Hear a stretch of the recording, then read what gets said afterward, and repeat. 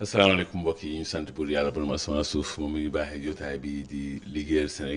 Sénégal wala kenn ku nekk suñu nan lay bàyyee waa ngir suñu réew mi gën a baax Sénégal réew la moo xam ne dafa war a gën a baax ndax suñu borom di borom asamaan suuf da ko beral loxo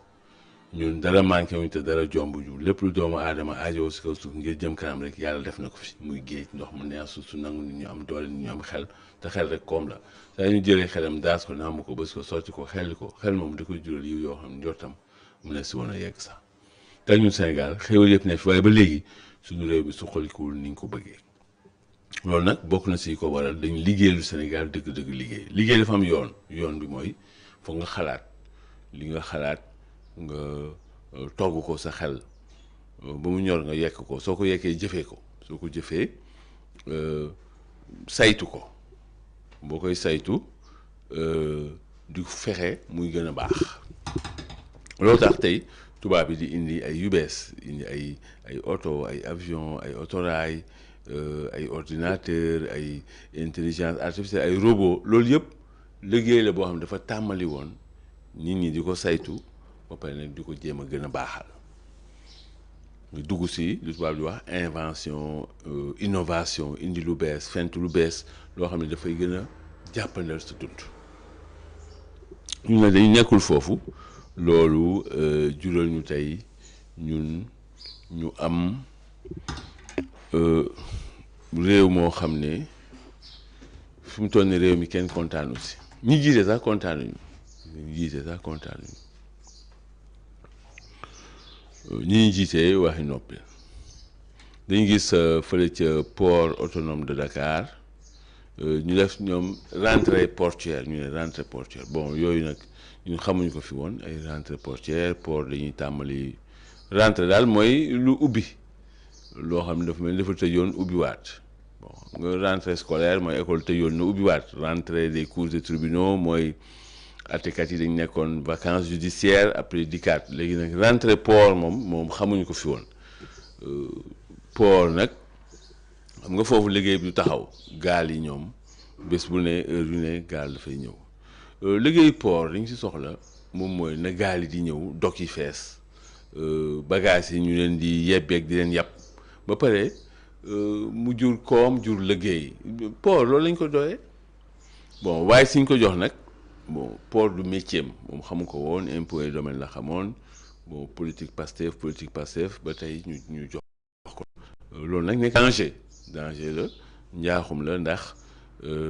loolu duñ jural yiw ñu ngi naan suñu jënd ak jaay bi ñuy amal bitim réew ñun liñ jaay daaw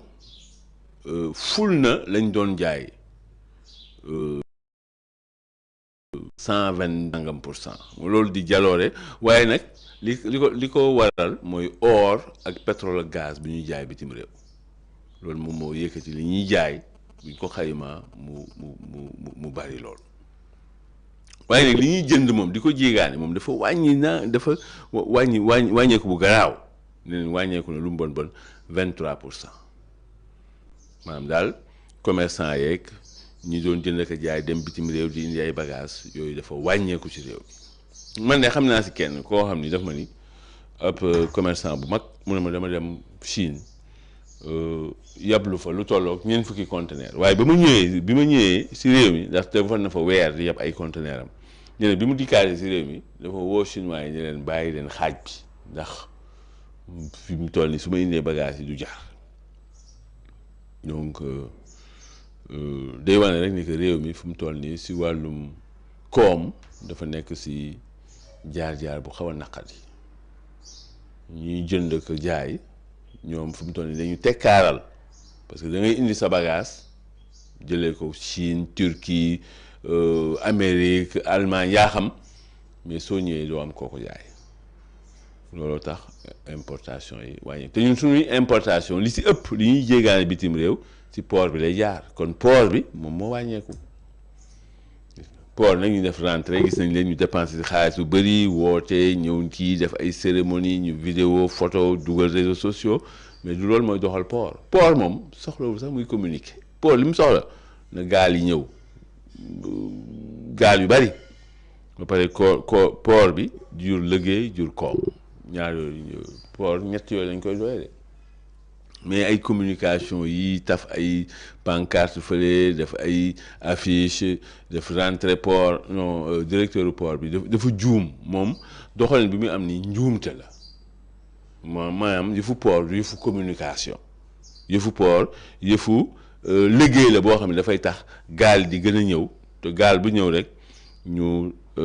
lijjanti ko ci anam yi gën ba pare port bi jur koom jur ay liggéey port ñett yooyu lañ koy doy mais communication port bi mun nañ ko arrêter parce que amul njariñ dañuy perdre temps dañuy perdre xaalis ay rentrée port yooyu amul njariñ dañuy perdre temps dañuy perdre xaalis dañuy fexe ba port bi jàppandi gaal bu fi ñëw kontaan ndax ni ñu lay décharger wala ni ñu lay yabee wala ni ñuy wàccee say bagages yow kontaan nga ci délai yi kontaan nga ci liggéey bi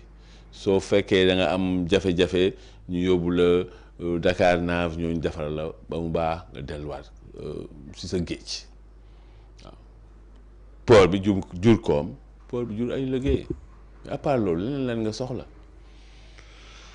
bon xam nga loo doonul taalibeem nag mënoo doon sëriñ bi waaye yi jiite port fi mu toll nii musul doon taalibey port musul ci liggéey xamu ko jàng ko impôt et domaine la xam bu ko yóbbee port mënul nekk sëriñ bi bon loolu tamit dafa dal fële ca HLM gis nañ seen directeur bi moom tamit fu mu toll nii ñu ko wàcce nañ ko ma ne xale bi Bassirou Kébé xam nga si man la newoon 2017 bi ñuy def élection législative ñu defoon liste indépendante àndoon ak yeneen kilifa di si liggéey moom mu nekkoon suñu directeur de campagne vraiment mu nekk xale bu dal xale bu yaru xale bu yem mii man xale bi ñun bi ñu noppee après dafa dem wëlbati dugg Pastef mais dafa dem foofu rek xale bi ràngati ko vraiment di wax yoo xam ne man keroog bu ma ko déggee mu naan waaw dafa juge yi dañ leen waroon radier ma ni hé Bas foo jëm nii Bas dafa nang li politique jaru ko amul nit bu jar lii xam nga bés bu ne nga gis ko mu nekk ci télé yi nekk ci kii réseaux sociaux yi di wax jël ay position radicale ay position extrême gis nga ba pare bon li ñu ko joxoon tamit loolu du lu mu xam service public musu koo xam musu si liggéey premier poste service public directeur général lu kër liggéeyukaay bu toll ni SNHLM nga xam ni bañ koy sàncee juddoo ko loolu du caaxaan tey mi ngi nii jaar nga fa nekk nga directeur général pare nga mais amoo benn bilan zéro nga loolu man ba pare say wax buñ ko tegee rek léegi ñëpp taf seen làmmiñ xam nga vraiment daal Pastef dafa mel ni dafay soppi nit yóbbu la si nga extrémiste nga radical te yooyu liggéentiwul dara yàlla neen bu leen di ëppal même si diine yàlla neen bu leen ëppal yéen da ngeen nekk ñoo xam ne da ngeen war a diggu dóomu xam nga bul ëppal mais xam nga vraiment mais loo nekkul taalibe mënoo doon sëriñam ñoom tey Pape Alé Niang gis nañ ko tey RTS tamit même chose parce que musul doon taalibe service public ñëw rek premier liggéey ci service public directeur général këru liggéeykaay bu mel ni RTS nga xam ni juróom-ñetti téeméeri nit yu mu néew dañ fay xëy 800 personnes xamu ko tey fan la mujjee tey porter plainte waa këru liggéeyukaayam ñoo xam ne ay njabootam ni mu porter leen plainte tey waa UNSAS yi waa syndicat yi ñu ngi jóg tamit ne di dal ci kawam naan ñoom lii jéem a xoqatal la mais ñoom duñ ko nangu xam nga fan lay mujjee du neex ci kenn parce que boo xasee ba porter plainte sa waa këru liggéeyukaay léegi climat social bi maanaam nañ fay liggéeyee nañ fay nekkee ci këru liggéeyukaay mënta neex parce que porté nga leen plainte loolu mooy yow da nga leen bëgg tëjlu sax kaso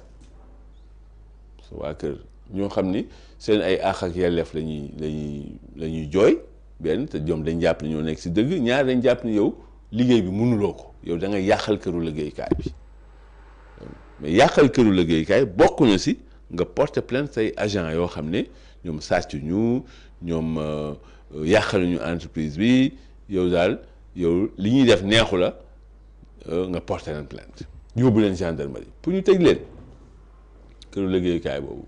mënatul neex te day yàgg rek yow directeur général bi yow yaay dem directeur général bu ñu la ko yóbboo fenn da ngay xam ne yow yaa fi mujjee ñëw ñi fi nekk yëpp da nga leen fi fekk te da ngay dem bàyyi leen fi parce que yow benn décret moo la fi teg suba président de la république comme ni mu def Bassirou Kébé mën na ko ñëwul ne Papa Alé de signé benn décret ne la léegi dootoo directeur général day yàgg rek mais da ngay dem te yow sa jaar-jaar foofu su boobaa neexul parce que yow sa bopp kontaanoo ba leen di porter plainte ñoom ñi dox ba nga porter leen plainte tamit kontaanuñ kon kenn kontaanul donc RTS kenn kontaanul kilifa gi kontaanul ñiy liggéey tamit kontaanul parce que ñiy liggéey nga ñëw jël leen convention d'entreprise bu ñu amoon ñaar fukki at si ginnaaw nga ni boobu nga leen di delloo te ñoom signé woon nañ convention d'entreprise bu bees ba tàmbali see fayeeku ñaari weer nga ñëw ne da nga koy dagg loolu ñoom duñ si mën a ànd mënu nekk foog ñu xeex mënoo leen bañal loolu léegi nag bu ñu xeexee ku nekk yow ngànnaay yi nga am moom ngay xeexee ñoom ngànnaayu syndicat lañu am léegi yow nga porté leen plainte sa njaboot nga porté leen plainte loolu du dem fenn ñun fi mu toll nii Sénégal dañ bëgg tëjante Similac Sarr dafa war a dem kaso te Abdou Nguer mi ngi kaso ndax nee nañ dafa wax loo xam ni daal bon jéggi na dayoo léegi ñu ngi kaso te àjjuma lañ ko war a àtte àjjuma mooy ëllëg flagrant délit ñu koy àtte te buñ ko àttee dañ koy tëj ndax moom keroog wax naa ko procureur moom soo demee fu mu toll nii moom lañ lay def mandat de dépôt après àtte la tëj la ndax moom sursis la nekk novembre décembre janvier février moom si weer wii février bi si la sursis mu war a jeex ndax juróom-benn weeri kaso lañ ko tëjoon yoo xam ne ñett yi rek la doon tëj yeneen la doon tëdd yeneen ñett yi mu amoon ko sursis mooy dañ lay seetantal yow boo fi defee nag sul noonu rek ñu jël la tëj waaw léegi nag Abdou mënul am dëgg si kaw procureur su demee ñoom ñooy ñëw wax seen wax xam nga vraiment taxal ko lañ koy taxal jiiñ ko ba pare nag ne ko yaa ko def dañ lay tëj gis nga ñun dañu bëgg tëjante ñun fu mu toll nii Sénégal moo tax nag gis nga ñi ngi am ñu tëjaate gis nga Modou Fall ngi nii procureur nee na nañ ko tëj juróom-benn weeri kaso ndax dafa wax loo xam ni dafa jéggi dayoo Abdou su dee mu tëdd kaso ba rek amul doo am benn choix buur moom bés bu décidé ne day dal sa kaw bon yàlla rek moo la mën a sàmm buur moo lépp doole bon Sénégal nag léegi ñun suñu liggéey yi ñuy def da nga nekk si danger gis nga ay wax émission wala def ay chronique yooyu moom léegi tarxiis bu ndaw boo def rek amul ndimbal amul yërmande tey procureur su jàppee ne Abdou Nguer daf ko tooñ procureur mën na ko baal loolu du ko wàññi dara xanaa ñun bëgguñu yàlla baal ñun Sénégal moo tax léegi ku la def dara rek ku la xosit bu lu mu gën ndaw rek kaso na dem kaso xam nga sa waa kër liggéeykaay bu ñu jàmbatee nañ dem kaso kii dafa def chronique wax na loo xam ni neexuma bëgguma ko dégg wala wax na loo xam ni du noonu na dem kaso tubaab yi boo fa demee ñoom dañ ñoo raw si fànn woowu ñoom yii ñuy wax yi ñun délit d'opinion lañ koy tuddee yooyu foofu amu fa bu fekkee da nga wax loo warul wax dafay am kuy bind rek ne la gàgganti la après ñu jaar si leneen ñëpp xam fan la dëgg féet ñu jaar si leneen mais duñ la jël di la tëj kaso pour léegi di la tëj kaso bon affaire góor jigéen ñi moom moo gën a compliqué góor jigéen ñi njàpp ndax ñoom seen mbir dafa am affaire wàllante sida te wàllante sida loolu moom dafa garaaw Sénégal bu dee yëfu góor jigéen dong la mooy yow góor nga di sëy ak góor wala jigéen nga di sëy ak jigéen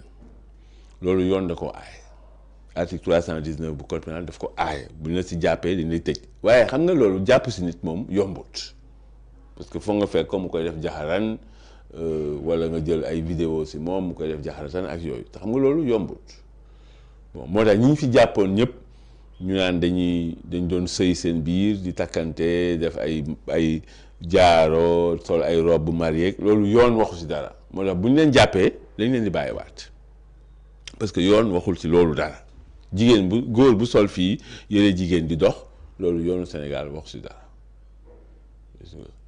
góor bu sol yére jigéen di dox yoonu Sénégal wax si jigéen bu sol yére góor di dox yoonu Sénégal wax si dara te lu yoon waxul rek daanaka loolu nit ki def ko dara du ko si fekk léegi nag bii moom li tax mu garaaw mooy affaire wàllante feebaru sida parce que yoonu Sénégal tamit daf si am loi bu sévère boo xam ne ku ñu jàpp yow volontairement yow ak sa tayeef yow yaa ko tey di jéem a wàll keneen jàngoro sida yoon da lay tëj lu mu bon juróomi atu kaso lu mu néew bon ñoom nag loolu tax seen affaire bi grave te lu mel noonu tam bu ñu la si jàppee mais après mënuñu la bàyyi ngay promenade loolu yoon da lay téye ñu càmbar déjà yow ñu téye la foo xam ne doo ko wàll keneen benn ñaar ñu xool tamit ñan nga jëflanteel ñoo ñëpp ñu dem seeti leen woo leen saytu leen xool ndegam dañu am jàngoro bi wala amuñu ko bu ko defee ben ñu mën a aar ñëpp parce que léegi affaire santé publique la jàngoro sida moom njaaxum la boo xam ne ku mu dal sama tur mara day taal sa àdduna day tukki sa àdduna day yàqu donc ñoom li ñu def bon amaana bu doon seen sago ñoom duñ ko def bu doon seen sago du ñu am melokaan yooyu amaana bon yooyu yàlla moo gën xam mais nag wàllu nit du mel ni sida te tay ko moom loolu moom xel du ko mën a nangu moom yoon boo mënti dem fekkee yaa ko def yoon day dal sa kaw bon gis nañ nag ñu siiw bokk si ñoom Biram Biige moomu ñoom Pape Cheikh Diallo ñoom Djibi Dramé ñooñu ñëpp bokk si mu nekk lu doy waar parce que ñooñu ñëpp ñu xam lañ loolu kenn soupçonné wu leen ko woon bon donte ñu ngi doon ruumalaat waaye kenn amu si woon benn yaqin mais fi mu toll nii tey yoon teg na leen loxo bon affaire góor jigéen nag man wax naa ko waxaat ko ñaa fekk nguuru Pastef bi ngi fi coowal góor jigéen du jeex si réew mi gis nga fan yi ni mu tegloo xam nga waaye soosu tubaab boobu ñu jàpp Michel moomu doon ko def ay xale doon leen jàngale ay yëfu saay-saay tey ñoom bu ñoom Pape Cheikh Diallo baa ngi nii am na ñu jàpp fële sa njaareem am na ñu koy wax fële tant que Pastef ñooy jiite Sénégal coowal góor jigéen fi jeex ndax ñoom dañoo wuruc wax lu dul dëgg sosal Macky Sall ne dafa bëgg daganal góor jigéen te du woon dëgg ñoom seen bopp ñu nangu ne ñoom Bara Dolly ab sëñ Abdou Bara Dolly ne waaw loolu diabolisation la woon rek Macky Sall bu ko woon daganal ñun ñoo doon wuruc noonu rek léegi nag wuruc googu moom mooy wëlbatikuwaat seen kaw fekk ñu ngi fi coowal góor jigéen du fi jeex te ñoom dañu waxoon dañ koy criminaliser waaye gis nga léegi soo waxee waxu criminaliser bi sax ñu ne la yow kaay dem kaso comme man mii ni ñu may toppee nee nañ ma man dama wax lu dëgg ndax man maa ne ñoom dañoo dàq loi bi criminaliser góor jigéen bon Pastef daal fekk ñu ngi fi am na ñaar yoo xam du fi jóg crise du fi jóg si réew mi crise bu ànd ak ñàkk du fi jóg coowal góor jigéen du fi jóg waaw parce que ñoom ñaar yooyu dañ see dox si lu dul dëgg créer ay crise jamono yi ñu ut nguur crise sur crise garsa xam mooy crise garsa foo amee rek crise am na ñu bëri nag ñàkk si seen alal ñi seen liggéey ñi seen oto ñi seen kër ñu bëri ñàkk si moo tax crise bu ànd ak ñàkk tant que Pastef ñu ngi jiite loolu du fi jóg coowal góor jigéen tant que Pastef ñu ngi jiite loolu du fi jóg parce que yàlla gëmmul nelawul te day fay ñun nag temps yi ñun ñëpp gis nañ ne dañu mel ni ku tooj waaju baax mu toll ni moom njaaxum lu ñëw rek beneen ñëw bu dem rek beneen ñëw ñu mel ni waa bani Israël xam ni ñoom tey njaaxum bu ñëw rek yàlla nee na yónnee naa leen juróomi njaaxum nag leen yàlla yónnee leen soccant yi yónnee leen deret gi yónnee leen mbott yaa lu ma leen yónnee rek ñu ñëw ne waa bii ñaan ñu bàyyi suñu bàyyee su yàlla bàyyee rek ñu delluwaat lañ ne woon muy juróom ñun nag tey ñun boo limee sax ñun ëppale nañ juróom juróomi njaaxum ñu dal benn dañoo jekki-jekki ñu pirater DGID loolu njaaxum la direction des impôts et domaines ñu tëb fa sàcc ñu njëkk def après pirater seen ay données bloquer seen ay accès Sénégal numérique comme ni gouvernement sax dañoo toog ay diir amuñu sax accès email daaf ñu pirater ko bu daaf bi tamit garaaw ndax ñoom tàmbale nañ sax nee nañ waa daaf xaalis bi ñuy wax Sénégal ñu fay ko suñ ko fay ñoom suñu ay xabaar dañ koy basaare si internet bi tàmbale nañ nag di génne ñu toog fële ca ministère de l'économie des finances et du budget ni jëppi tàkk bon coowal góor jigéen yi maanaam ne cour ci réew mi xam nga day yaa juróoma ngoog juróom benn gaynde sat gi nga xam ni ut gii weesu ut gële lañ ko sànni woon si jëw ji gaynde sat moom daanaka fu mu toll nii yàqu la désintégré désintégré bon foo loolu nag léegi am naa si yàqin ndax kilifa gi jiite gaynde sat programme bi seen sat kilifa gi jokkoo naa ak moom laaj naa ko mu confirmer ma ne ma gaynde sat désintégré la gaynde sat moom yàqu na moom beneen mais gaynde sat moom yàqu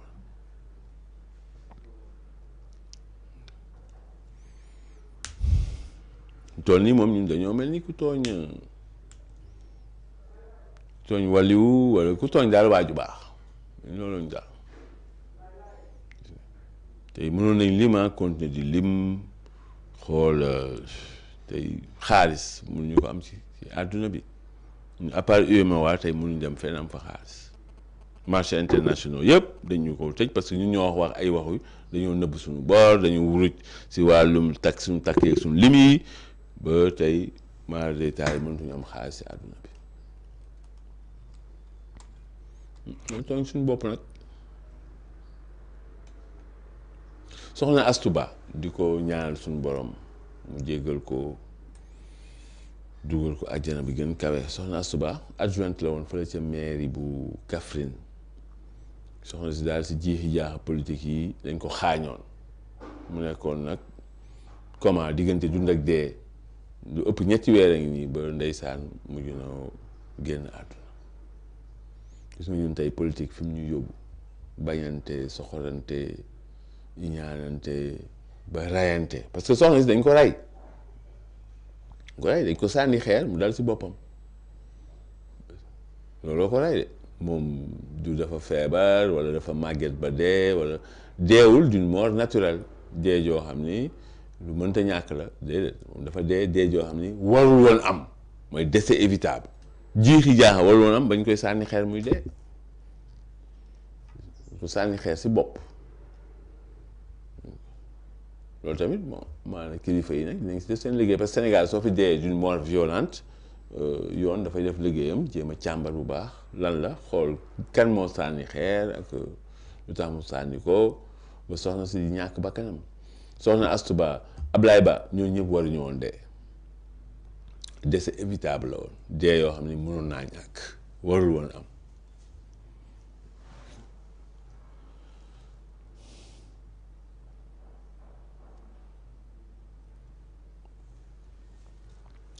lu tax ñun tey ñu nekk si noononte ñu nekk si bañante noononte ba bañante ba ñun suñu intérêt sax léegi ñun bëggatuñ ko ndax noononte ndax wujjante tey président Macky Sall nekk secrétaire général des Nations Unies doomu Sénégal mais loolu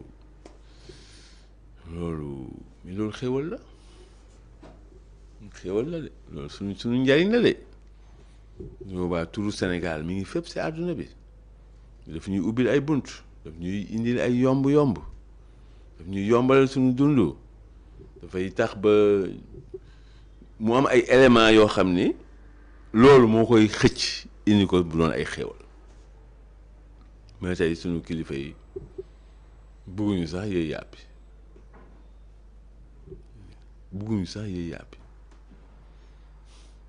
waaye bon Macky Sall nag si xolu tey waa Afrique si xolu ñi néew doole si àdduna bi moom mooy seen candidat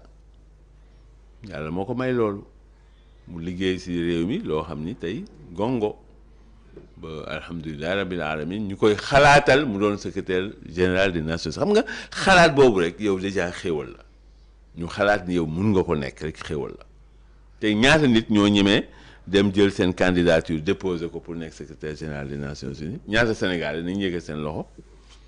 ban Sénégalais tey moom moo ne man am naa lu tolloog tarfata ayn si chance pour nekk secrétaire général des Nations Unies Macky Sall yàlla may loolu léegi ñun kon dañu iñaan dañu soxal nit ki yàlla may ko lii nga ni ko non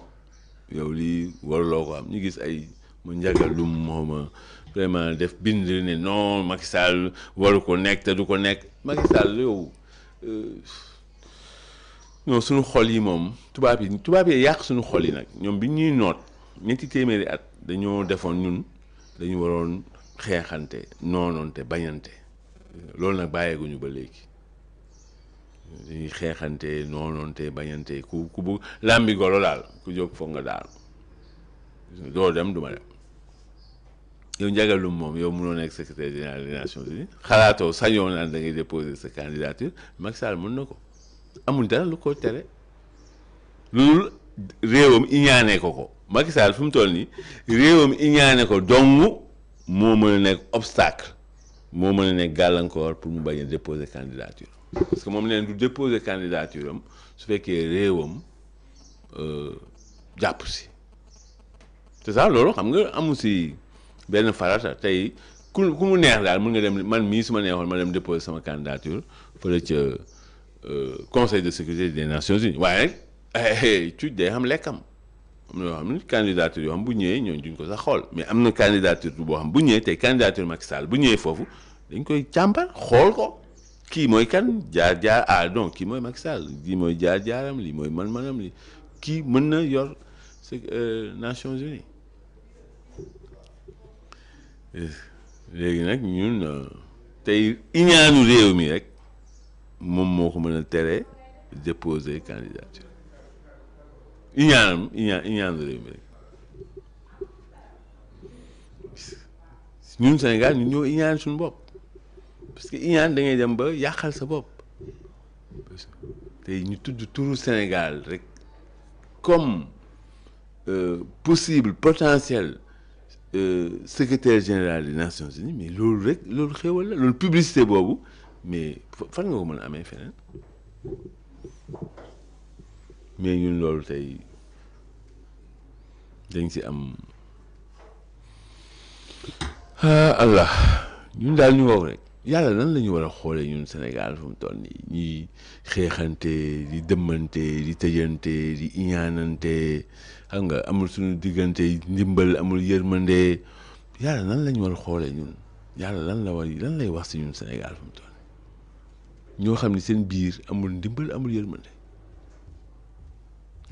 yaaxalante tëjante iñaanante soxorante wujjante te yooyu rek ñun moo ñu intéressé fu mu toll nii gasta wante yooyu rek loolu foofu yàlla mais bu ñu amul yërmande suñu biir yàlla du am yërmande si ñun suñu yërmande ñun moom la yàlla di transformé delloo ñu ko mais suñu ay gastante suñu ay soxorante iñaanante defante mais yooyu tamit bu transformé wu dellu si suñu kaw mais bu ñu mere kenn ku dul suñu bopp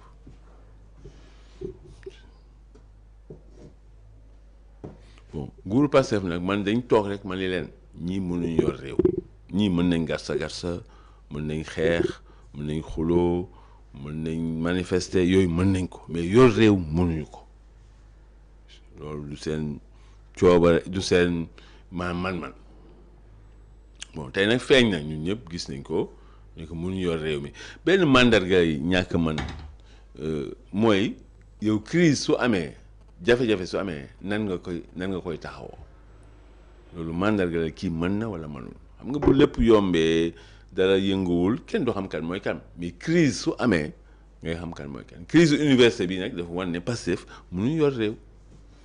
parce que yow état bu crise bu ñëw bu mënti nekk rek bu ñëwee yow nga sotti essence ci safara bi mu gën a tàkk loolu nag day wane ni yow gestion de crise xamuloo ko te réewu Afrique yi réew yu mel ni Sénégal nga xam ñun dañoo néew doole suñu lu bari matul ñun mais da ngay gérer ay équilibre yu précaire yu fragile da ngay gérer ay budget yu matul da ngay gérer nit ñoo xam ni liñ lay laaj amoo ko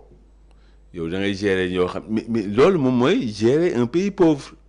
du réew boo xam ni compte bancaire yaa ngi fees dell dara manqué wu leen namuñ dara non loolu safaan wi la réew bu ñàkk soo koy yor da ngay pare pour xam ne li nga yor dara matul lépp la war ok ay crise nga fi fekk léegi nan ngay gérer crise ñoom loolu mooy jafe-jafe ñoom lañ foogoon boo ñëwee am nañ pétrole am nañ gaz am nañ Iran am nañ zircon am nañ fer am nañ phosphate ñoom yooyu lañ doon wax mais adduna bi dafa complexe demeewul noonu yooyu soo ñëwee da ngay fekk seen borom frankulaay si de or bii nii non da ngay fekk seen borom frankulaay si ñoo xam ne dañu def ay milliards investir signé ak état convention yoo xam ne yow mënoo ci dara pétrole bi da ngay ñëw fekk ñoo xam ne dañu def seen ay milliards ñëw fekk nga fekk ne ñu frankulaay boof ko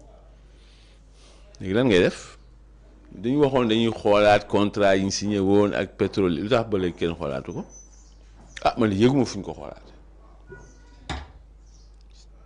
dañu war a ñoom oyof génn summi mbubu rëy bi ñu sol nangu ne lii ñoom mosuñu nekk taalibe bi kon mënuñu tëb rek nekk sëriñ si woote woo waa réew mi ñun ñëpp ñu toog xàccandoo dóorandoo bu ñu ko sànjaafoo ñun ñëpp ñuy xàccandoo dóorandoo Sénégal day avancé Sénégal tey ñun gis nga si ay football yi ñu soree si ay musique ñu soree ay Youssou Ndour si àdduna bi ñëpp xam leen ay Sadio Mané ñëpp xam leen doomi réew mi lañ ñun ni ñu soree si ay football ay musique noonu lañ mën a soree si koom mais tey Sadio Mané su jógee di football yi Sénégal yëpp dañ siy jàpp Youssou Ndour su jógee nekk si àdduna bi Sénégal yëpp dañ siy jàpp amul ku koy compte si la muy def foofu mais tey ñun ñu jóg ne dañuy yor réew mi waaye nag hey yéen ñi fi newoon yéen ñëpp da ngeen war a dem kaso kenn si yéen dootu fi liggéey ku fi am dara daf ko sàccoon bon léegi nag ñun ñooy yor ñun rek yéen mun leen soo leen munoon ngeen am résultat ngeen mun leen de parce que mën-mën moom résultat moo koy feeñal waaw li ngeen mën nag fi mu toll nii moom mooy waa victimiser jiiñ kii du man mukk ñële la ñi fi nekkoon la ak kii la waaye yéen moom seen man-man dara indul leen lu bees amu leen loon fi créé amu leen loo leen inventé amu leen loo leen innové amul dara tous ñu ngi toog ñaari at ngeen seetaan ngeen yor lépp nag yor assemblée yor gouvernement bu leen neexee yaa ni fal ay juge bu leen neexee ngeen yóbbu leen Tamba wala ngeen yóbbu leen Kédougou wala Saraya lu leen neex daal ngeen def ci exécutif ci législatif ci judiciaire ci wàllum falaate waaye nag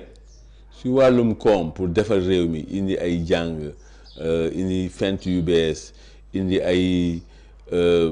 invention innovation yooyu moom vraiment kenn gisu dara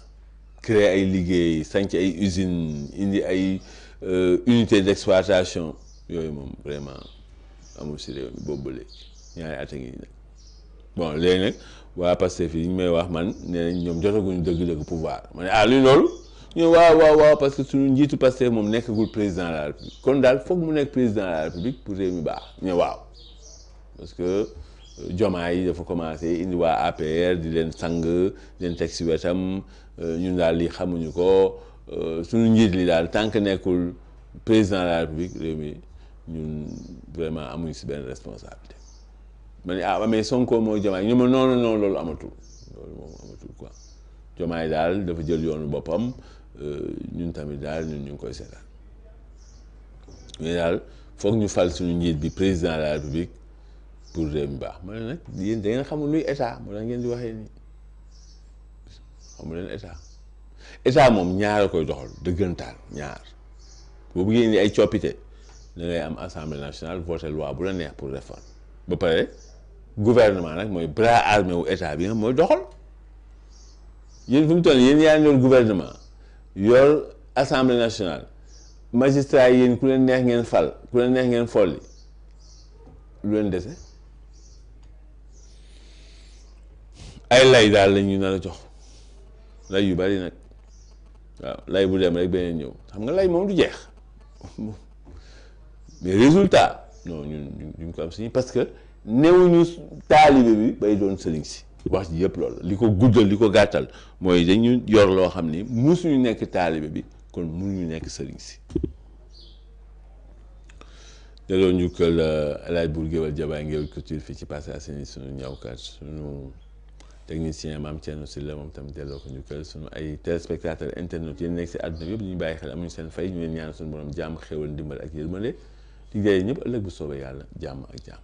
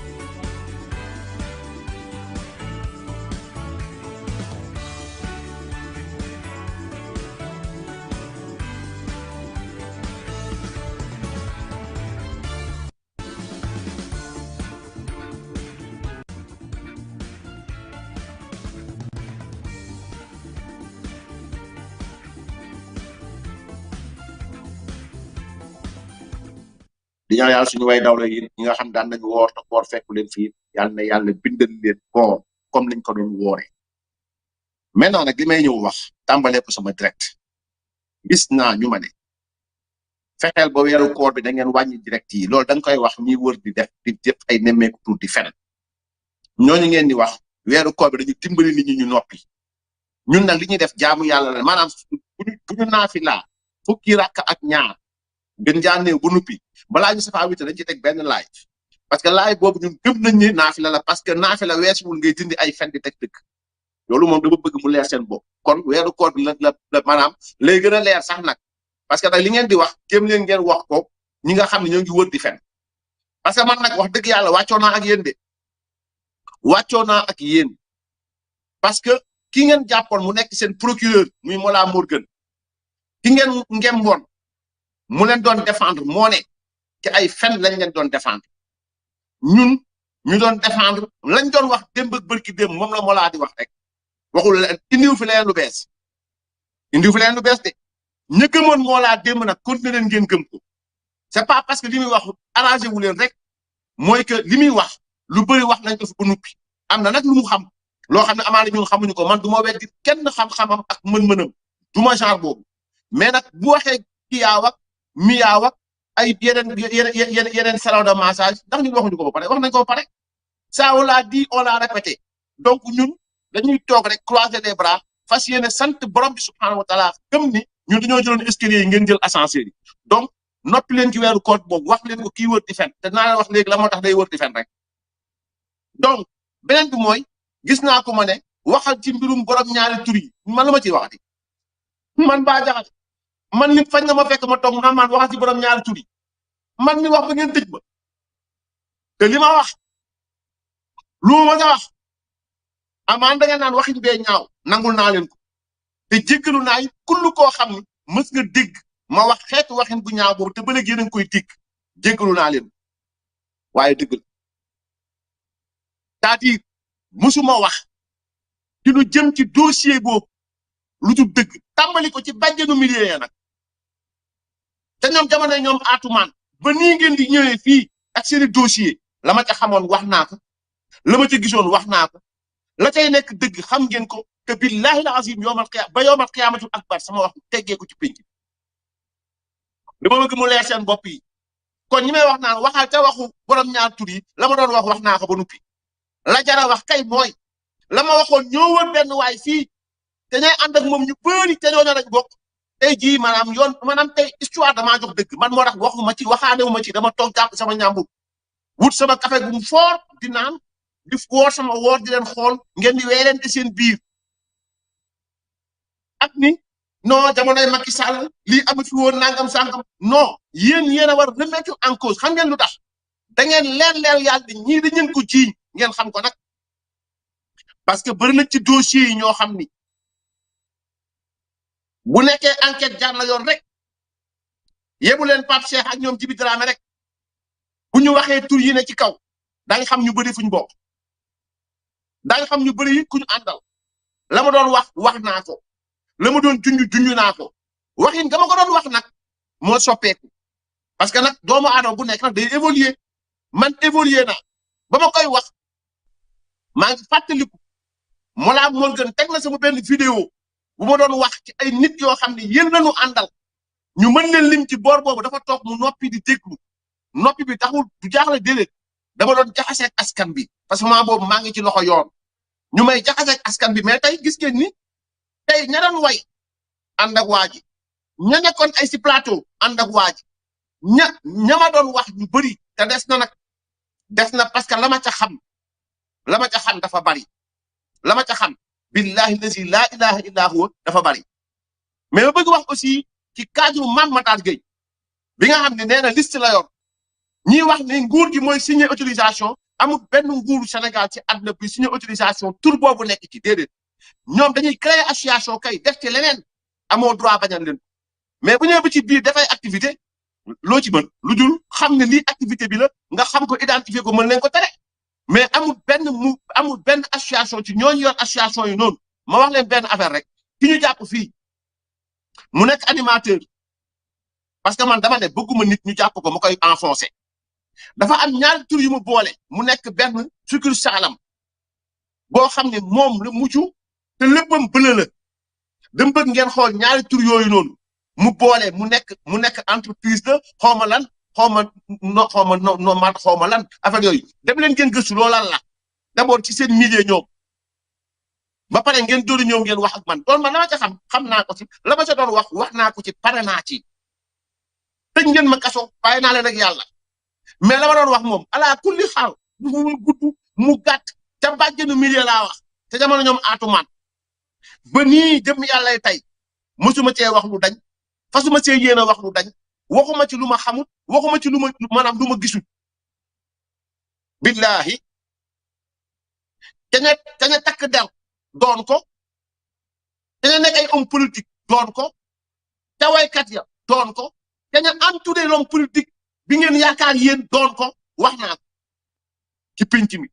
bindu naa ko wax naa ko bind naa ko live naa ko vidéo naa ko kon lu may waxati lan xamatuma lu ma wax xanaa toog kay di leen déglu ngeen découvrir di gis di wax ne diw ak diw waxoon nañ ko fi mais man la may wax naa ko ba nuppi pare naa ci kon bu ngeen amoon jom di ngeen ma bàyyi ak loolu waxatuma ci te fasuma ci yéen a wax xippi samay bët di xool laay def xippi samay bët di xool laay def mais war ngeen mën a xam yéen ni ana koo wayal ñu ne diw nga wayal ana koo jàppale ñu ne diw nga jàppale ana kan moo ne sa wet ñu ne diw moo ne sa wet diw moomu kat mooy souhaiteloo joyeux anniversaire diw moomu kat moo yóbbu gars yi quartier général diw moomu kat mooy def nangam dem na ba ne sax ñu nëbbatu woon génn leen ndax ñoom ñoo aye ñu nëbbatu génn nañ réew mi nëmbe kon boog bu leen ñu sonal naan ay nguuru Macky Sall lii nguuru Macky Sall lële nguuru Macky Sall li fekkee na ko wala def na nangam bu leen ñu sonal bu leen ñu sonal voilà donc loolu laa amoon ci loo xam ni bëggoon naa leen ko wax pour mu leer seen bopp yii moom dugguma ci waxuma ci bu information génnee nag danaa ko bind ne information nangam mais quant à waxatuma ci pare naa ci tuuti lu ma si dégg pour ma live naan diw mi ma sama yoon new ci la leen jaraloon ngeen jàpp Bah Diakhaté jël ay vidéo tasaare ko wax nangam ak sangam maa leen waatal ci yàlla de bis dina ñëw dana génn te nu mu gën a ñaawe lay génn nag fii laa ko waxee yeneen vidéo bii ma leen wax nii ni mu gën a ñaawe lay génn moo tax bi ma gisee waa RTS ñoom Mama Moussa ñaaw ak yooyu noonu am ñu yóbbu leen fële ci yoon ma xel laa demee dégg ne RTS moom am na la fa xew am na kuñ fa jiiñ dara mais nañ dem rek donc fi ñuy tàmbalee suñu live tey mooy ñetti point la ñuy live incha allahu taala bi jiitu suñu point live mooy biñ placé suñu frère suñu xarit Abdou Nguer mandat de dépôt beneen bi mooy agent RTS yi nga xam ni convoqué woon nañ leen tey police doon leen entendre doon leen déglu ñetteel bi nga xam ne mooy suñu solos live muy le général de notre direct d'aujourd'hui muy li nga xam ni mooy les 3 étudiants qui ont été relâchés par le juge d'instruction bi nga xam ni procureur Ibrahima Ndoye waxoon na démb dina ko saisir na ko mais juge bi placé na boy yi li nga xam ne moom mooy contrôle judiciaire wala ñuy wax liberté provisoire Abdou Nguer ne dañ ko placé mandat de dépôt ajuma incha allah dañ ko fas yéene atte luñ koy toppee ñu ne diffusion de fausses nouvelles monsieur le procureur de la République il me semble qu'Abdou Nguer n'a jamais diffusé de nouvelles pour que cette nouvelle soit fausse ou vraie. Abdou Nguer a contesté un communiqué public, un communiqué officiel adressé aux Sénégalais. Tout bon Sénégalais peut accepter ton point de vue, monsieur le procureur de la République, mais tout Sénégalais a le droit de contester. Comme d'ailleurs l'avait fait Ousmane Sonko et Pastef lorsque votre collègue procureur est sorti pour parler de l'affaire Mancabou. Pour faire non seulement non un communiqué, mais, comment dirais-je, un point de presse. Pastef autant, Ousmane Sonko autant, avait critiqué ouvertement et légitimement aussi le communiqué ou bien les propos du procureur Jadis. Donc maintenant, c'est légitime, les Sénégalais ont le droit de contester vos propos. Ils en ont le droit. Ils n'ont pas le droit de vous outrager. Maintenant, ils ont le droit d'outrager. Non. Mais ils ont le droit de contester. Et dans ce que Abdou Nguer a dit, à travers cette vidéo, si c'est cette vidéo qui est à l'origine de son interpellation, de son déferment et de son placement sous mandat de dépôt, mais monsieur le procureur de la République, il ne s'agit pas d'une diffusion de nouvelles pour qu'elle soit fausse ou vraie. Il s'agit d'une contestation. Il s'agit d'un doute. Maintenant, le doute, si le doute constitue maintenant un délit au Sénégal ou pas, si le fait de contester des propos est, comment dirais-je, est devenu un délit au Sénégal ou pas, susceptible d'être placé sous mandat de dépôt, là, ma foi, nous sommes partis pour ne plus revenir. Bref, Abdou Nguer, procureur de la République de Congo, section de recherche. Am xel gi mu am xel ci mën a xeex am xel gi mu mën a am xel gi Abdou Nguer am xel ci waajal boppam moo tax lu jiitu muy wii ji ñi nga xam mooy waa section de recherche wax na ba def ni ba wax ni vidéo bii lañ may woowee ba mu demee it il me semble que vidéo boobu le procureur de la République ci waxtaanam bi mu waxtaan démb gaaral na li nga xam ne mooy position Abdou Nguer et sax nag dama jàpp ni Abdou Nguer sax boo maytuwul sax génn bi mu génn moo tax procureur Ibrahima Ndoye génn mais bu fekkoon ne li nga bind leer na parce que français nga bind monsieur le procureur et qu'il a clairement dit que c'est un français basique on comprend mais est-ce que tout entendement au Sénégal est un entendement basique monsieur le procureur c'est-à-dire que les Sénégalais ne comprennent pas ba génnee démb nag wax ko ci olof leeral ko ci olof am nañu comprendre nangu am nañu comprendre nangu am nañu comprendre li nga bëgg wax mais nanguwuñ te man ci ñooñu laa bokk ne nanguwuñ donc damay def dañuy dem ñu déglu Abdou Nguer bu fekkee laa wax bu fekkee ne loolu lañ ko wooyee Abdou Nguer n'a pas diffusé de nouvelles bu nekkee loolu lañ ko wooyee saa bu fekkee am nga vidéo bi nga teg ko ñu déglu ko. gëmm la waxuma ne waxoo dëgg de dama laa gëmul sama man moom ci gàttal gëmm la waxuma ne waxoo dëgg de dama laa gëmul sama gëm-gëm damaa ko moom xanaa loolu moom doo ma ci convaincre man maa la gëmul parce que li nga bind dafa leerul sama bopp kon am naa droit ne gëmuma la soo bindee lu gën a leer nag ma gëm la lii nga bind gëmuma ko te benn sénégalais nag gëmu ko lii nga bind gëmuma la te man jàpp naa man ne sénégalais buy xalaat di réfléchir du la gëm parce que affaire yi fulu affaire yi xaw a daf maanaam li nga bind daal wax dëgg yàlla moom leerul sama bopp daal kon nag dafa war a gën a leer sénégalais yëpp nag laa la wax médecin bi lañ gëm pour le moment nii médecin bi lañ gëm ba keroog ngay génne leneen parce que bu dee communiqué bi monsieur le procureur leeral nga ci jublu woon ah je suis désolé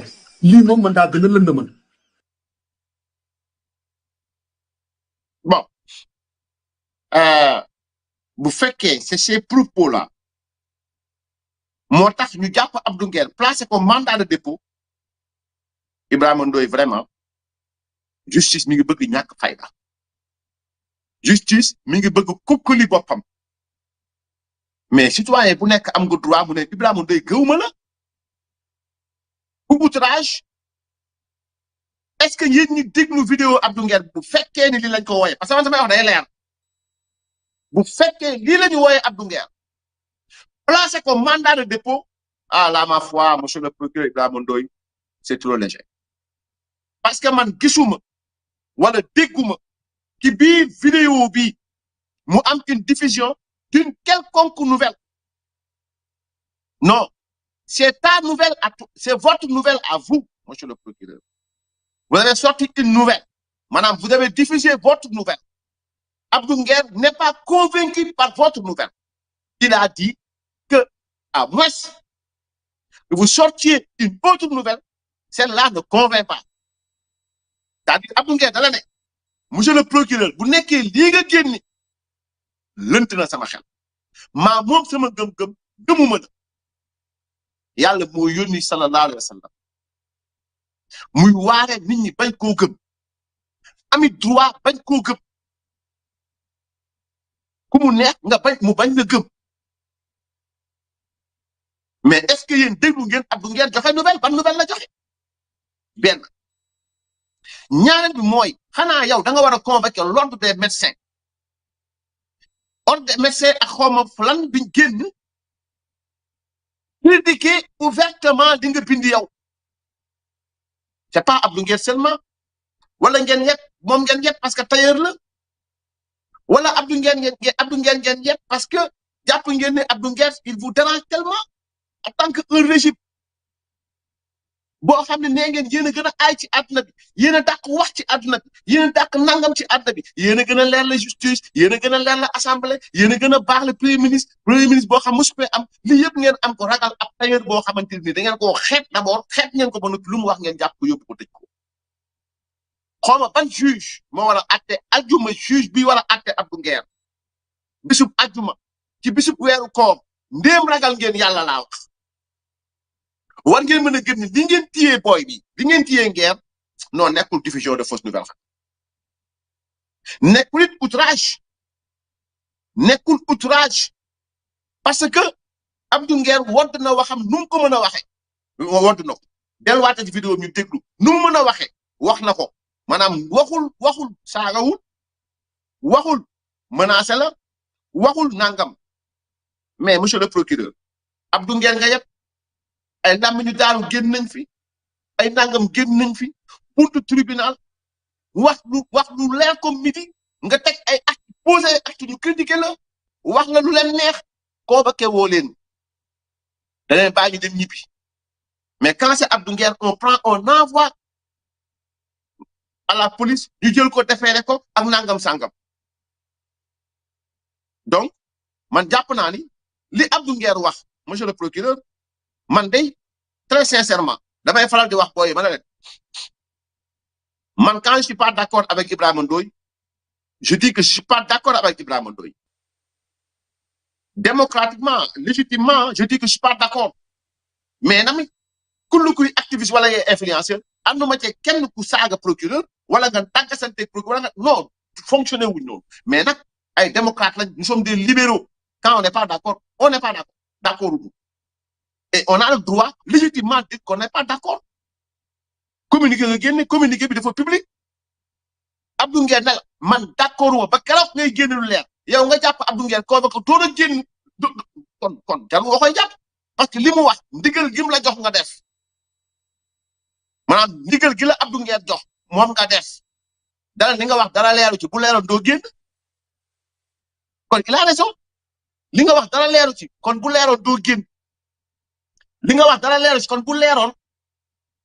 médecin yeeg yeneen gars yi duñ génn avant li nga wax bu leeroon Sénégal diñ fi nekk di tardel seen bopp li nga wax c'est pas clair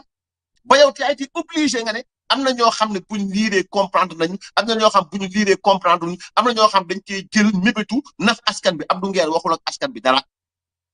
nañ ko dégluwaat ñu xool ndax moom wax na dara wala waxul dara nañ ko dégluwaat bu fekkee ni vidéo bi moo tax ñu jàpp parce que man sama wax day leer voilà taa indiwaatal vidéo bi dégluwaat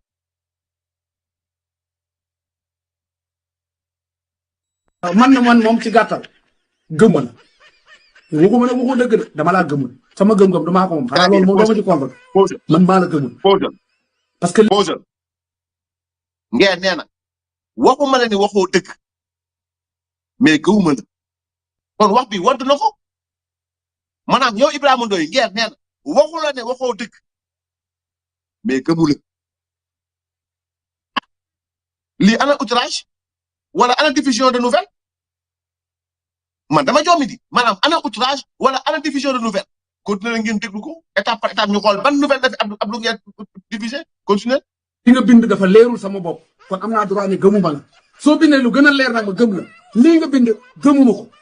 te benn Sénégalais gëmu ko très bien mais leeru maanaam li nga bind leerul sama bopp boo indee lu gën a leer ma gëm ko nga convoqué Nguer ba pare génn pour indi lu gën a leer kon kay Nguer deful fu lu foo Nguer dañoo dimbali ñun dimbali sénégalais yi dimbali sax journaliste yu bëri pour ñu mën a comprendre ne ah kon procureur lii la bëggoon wax parce que tout ce qui se conçoit bien s'annonce clairement et les mots pour le dire viennent aisément de même que les mots pour l'écrire viennent aisément peut-être que tout ce qui a été dit mais peut-être n'a pas été clair en amont et c'est d'ailleurs la raison pour laquelle ça a créé benn genre de tsunami tu vois la ñuy dégg am dégg-dégg comprendre luñ li nga wax ñiy jàng médecine xam médecine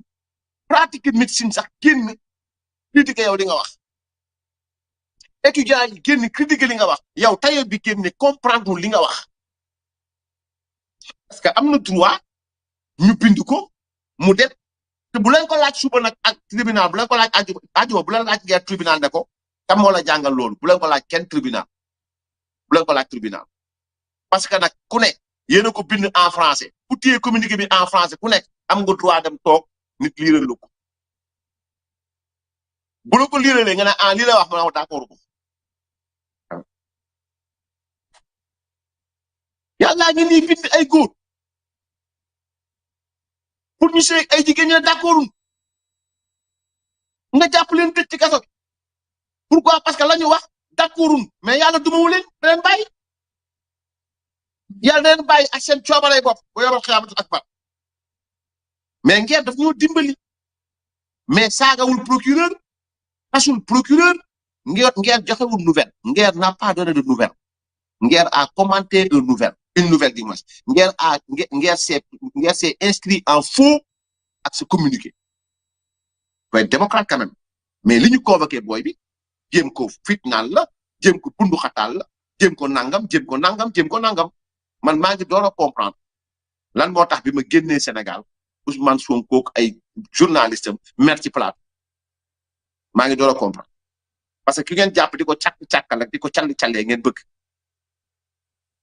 am njaay am jóg boobu ngeen bëgg teg benn épée Damoclès ci bopp nit ñi ngeen bëggu leen ku dëgg kuy wax dëgg bëgg leen kuy génn dëgg mais vraiment monsieur le procureur de la République fii la François Mancabou décédé procureur comme sa morom moo génn lire autopsie bi wax autopsie bi li mu wax pourtant l'actuel premier ministre du Sénégal ak parteem ñoo taxaw weddi procureur de la République jàppuñu ci kenn dañ leen bàyyi légitimement dem na ba procureur woo société civile woo ay nit tegal leen vidéo bi ngeen ne vidéo bi dañ koo truqué vidéo bi dañ koo falsifié pourtant procureur la woon comme ni nga nekkee procureur mort am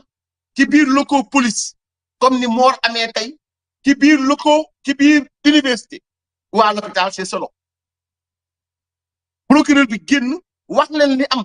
parce que gëmuñu ko woon dañ taxaw clairement ab commençant par Ousmane Sonko gëmu Mariama Sagna fii lañ ko agressé biir këram boom ko yàlla na yàlla yërëm ko xare ko àjjana moom ak ñoom manka boog ay ñoom Ablaye Ba yëpp donc fii lañ ko agressé këram boom ko procureur génn clarifié wax li mu wax parce que gëmuñu ko te yooyu yëpp nag dafa participer ci di taal réew mi parce que dafa ne moom Ousmane Sonko dafa ne dañ doon forcer Mancabou pour mu signer pour mu joxe procès verbal ba démb ba sànq ba tey génnewul procès verbal boobu kon ñoom légitimement dama leen ko nangul sax nag am nañ droit procureur génn ñu ne d'accord am nañ droit bi mais ngeen bëgg ko xañ droit boobu te tey yéen seen gouvernance yéen seen nguur yéen kon lii la ñu ciyee Abdou Nguer te la ma jot ci information bu ngeen ci dolliwul dara sofu leen ci dara yokku leen ci dara li procureur jiiñ Abdou Nguer nee na ko da nga joxe xibaar bu wérul maanaam da ngaa tasaare xibaar bu wérul diffusion de fausse nouvelle ma bëgg yéen mag yi déglu sama direct ngeen déglu Abdou Nguer ngeen xool ndax Abdou Nguer d'abord dafa joxe xibaar déedéet Abdou Nguer dafa ne yow procureur xibaar bi nga joxe gëwuma ko maamoon sama gëm-gëm gëwuma la boo génne lu leer nag sama bopp ma gëm la mais li nga génne leeru ñee laa gën a gëm mais où est le problème. man moom ci gàttal. non gëm la. waxuma ne waxoo dëgg de dama laa gëmul sama gëm-gëm damaa ko moom xanaa loolu moom doo ma ci compte man maa la gëmul parce que li nga bind dafa leerul sama bopp kon am naa droit ne gëmuma la soo bindee lu gën a leer nag ma gëm la lii nga bind gëmuma ko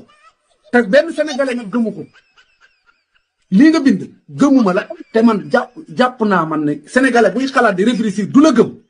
parce que affaire yi fulu affaire yi xaw a daf maanaam li nga bind daal wax dëgg yàlla moom leerul sama bopp daal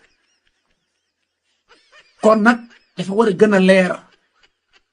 sénégalais yëpp nag laa la wax médecin bi lañ gëm pour le moment nii médecin bi lañ gëm ba keroog ngay génne leneen parce que bu dee communiqué bi monsieur le procureur leeral nga ci jublu woon ah je suis désolé lii moom man daa gën a lëndëmal voilà lii ban xibaar la ngeen joxe c'est-à-dire yéen ñiy déglu Sénégal yiy déglu laa wax dëgg rek ñor leen justice rek ñor leen bu nekkee lii moo tax ñu woo Abdou Nguer justice Sénégal mi ngi bëgg ñàkk fayda sérieusement justice Sénégal mi ngi bëgg ñàkk fayda mais it monsieur le procureur boo maytuwul nga nekk moromu Abdou Nguer billahi boo maytuwul laa wax nga nekk moromu Abdou Nguer parce que lii dànka sant la maanaam mooy dama yor sama parquet yor sama section de recherche soo waxee du ma la tontu mais naa la yónni yoo la ñu yóbbu la mandat dépôt yóbbu la fay dem àtte la 4 jours 5 jours ma teg la ko fitna Abdou Nguer bu génnee war na ne dem yóbbu nit 4 jours wala 5 jours wala 1 mois dem yóbbu ko kaso fekk mu yor dëggam du dara su ma génnee gën la wax ni d'accord mu nekk dagga sante boo xamante ni lu toll ni parquet man jàpp naa ne war nga mën a am leneen loolu lijjanti war ko mën a taxawal teg ci bopp sénégalais yi lu dul lii ngay téye Abdou Nguer sérieusement et avec tout le respect que je vous dois tout l'estime que je vous dois sérieusement parler parce que naturellement man Bah Diakhaté naturellement quand je suis pas d'accord je dis que je suis pas d'accord mais c'est pas de ma nature de tirer sur des institutions ku ko dégg nag wax ne premier ministre institution donc parfois nit ne ma pourquoi vous ménagez Diomaye Faye ma ne ko man sama yoon new ci président de la République sénégalais yi ñoom seen bopp ñoo fal président de la République bu nekkee ni ñoom da leen neex président boo xam ne kenn santiru ko ne réew mi am na président boobu Sénégal bu nekkee loolu leen neex nañ toog na ku ne toog këram ñu bàyyi réew mi nii voilà donc Nguer ñu ngi koy jàngale bu baax a baax di ko ñaan yàlla subhanahu wa taala na ko yàlla may xol muñ yàlla na ko yàlla may taxawaay bi nga xamante ni mooy taxawaay bi nga xam ni bu mucc ayib la et je sais pertinemment que xam na li muy def je sais pertinemment que jàmbaar la et puis xeexat la yàlla na ko yàlla taxaw bu baax a baax ba voilà ñu dem ci beneen boo xam ni bàyyaale quand même dafa plaintoon ñi nga xam ni ñooy ay syndicalistes yu bokk RTS convoqué woon nañ leen nag ngir déglu leen tey fële ca yoon ñii lañ convoqué woon ngeen may ma tuuti rek